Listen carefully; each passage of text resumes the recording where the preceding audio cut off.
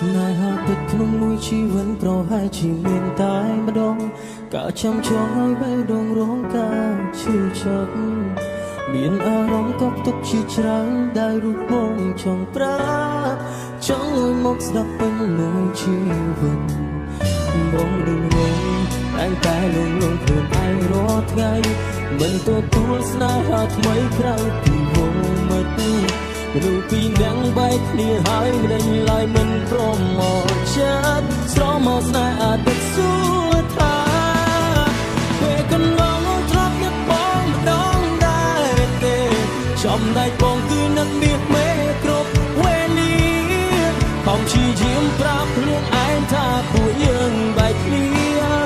តែមិនជាគូក្បាលមិនបា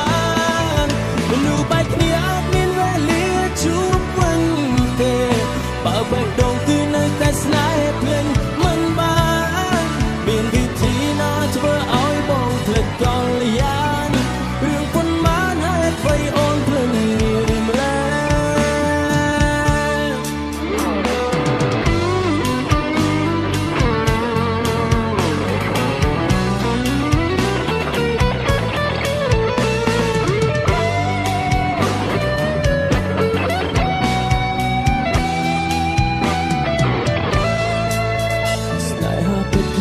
ชีវិតប្រហែលជាមានតែម្ដងការចាំចងឲ្យបេះដូងរងការឈឺចាប់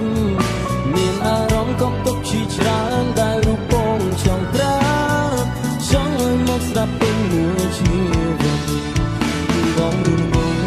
តែតែរងខ្លួនឯងរាល់ថ្ងៃ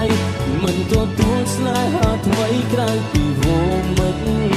រូបពីអ្នកបែកគ្នាហើយមិនដេញឡើយមិនព្រមមកចិត្តស្រមកស្នេហ៍អាទិត្យសួរថា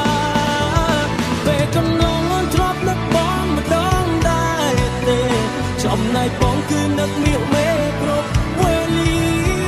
ក៏ព្យាយាមប្រាប់ខ្លួនឯងថាពួកយើងបែកគ្នាតែមិនជាគូក្បាលមិនបា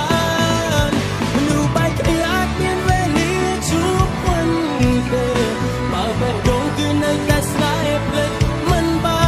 នមានវិធីណាធ្វើឲ្យបងភ្លេចកល្យាន